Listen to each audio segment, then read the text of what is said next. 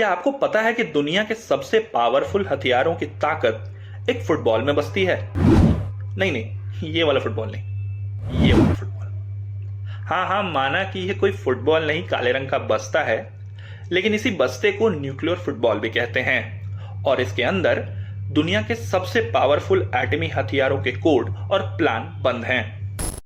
Ukraine और Russia की जंग के बीच न्यूक्लियर वॉर फिर से चर्चा में आ गया और साथ ही चर्चा में आई यूनाइटेड स्टेट्स की ये न्यूक्लियर फुटबॉल।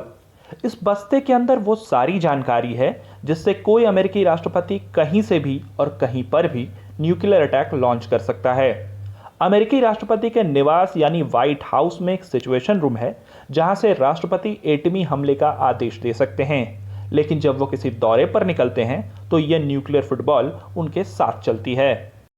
अक्टूबर 2022 में ये कयास लगाए जा रहे थे कि रशिया यूक्रेन में जंग जीतने के लिए एटमी हथियार का इस्तेमाल कर सकता है। अगर ऐसी स्थिति बनी और यूनाइटेड स्टेट्स को भी इसी तरह का जवाब देना पड़ा तो अमेरिकी राष्ट्रपति कहीं से भी इस न्यूक्लियर फुटबॉल के जरिए ऐसा कर सकते हैं। बस इसके लिए उन्हें अपना बिस्किट निकालना पड़ेगा। नहीं नहीं, ये वाला बिस्किट नहीं। दरअसल बिस्किट एक कार्ड है जिसकी जरूरत अमेरिकी राष्ट्रपति को एटमी हथियारों के इस्तेमाल का आदेश देने के लिए पड़ती है। आमतौर पर यह बिस्किट हमेशा राष्ट्रपति के साथ होता है। हमले का आदेश देने से पहले राष्ट्रपति को एक कोड बताकर अपनी पहचान साबित करनी पड़ती है।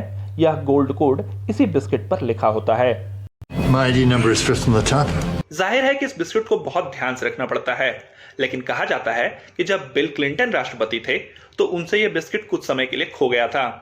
1981 में जब तब के राष्ट्रपति रोनाल्ड रीगन को गोली मारी गई तो सर्जरी के दौरान उनके कपड़ों के साथ साथ इस बिस्किट को भी फेंक दिया गया था। अच्छी बात यह रही कि दोनों बार बिस्किट सही सलामत वापस मिल गया। Code confirmed. Alpha Zulu 689er standing by. परमाणु हमले के आदेश का अधिकार केवल राष्ट्रपति को होता है और अगर राष्ट्रपति फैसले लेने की स्थिति में ना हो तभी उपराष्ट्रपति यह फैसला कर सकता है। अमेरिकी उपराष्ट्रपति के पास भी अपना न्यूक्लियर फुटबॉल और बिस्किट होते हैं। नवंबर 2021 में जब राष्ट्रपति जो बाइडेन को इलाज के दौरान बेहोश किया गया तो करीब 85 मिनट के लिए बिस्किट और फुटबॉल की कमान कमाला हैरिस के पास थी। हैरिस पहली महिला और पहली भारतवंशी थी जिनके पास ये जिम्मेदारी आई थी। वैसे इस न्यूक्लियर फुटबॉल के अंदर होता क्या है? इसमें न्यूक्लियर लॉन्च कोड के अलावा हमलों के तरीके और टारगेट के विकल्प होते हैं ताकि राष्ट्रपति ये चुन सके कि हमला कहां और कितना बड़ा करना है। Sir, we're at DEFCON 1. The nuclear football in the White House just went live. फिल्मों की तरह इसमें कोई लाल बटन नहीं होता जिसके दबाते ही मिसाइलें लॉन्च हो जाती हैं। एक बार हमले का आदेश मिलने पर संदेश उन सैन्य अधिकारियों तक पहुंचाया जाता है जिन्हें यह हमला करना होता है। अगर किसी सैन्य अधिकारी को राष्ट्रपति का आदेश गैर कानूनी लगता है तो वो उसका पालन करने से मना कर सकता है या फिर पुनर्विचार का अनुरोध कर सकता है। There are rules for these things. बात बहुत बिगड़ जाए और अगर पूरी कैबिनेट को लगता है कि आदेश गलत है तो वो राष्ट्रपति की शक्तियां छीन सकती है। वैसे आज तक ऐसा हुआ नहीं है।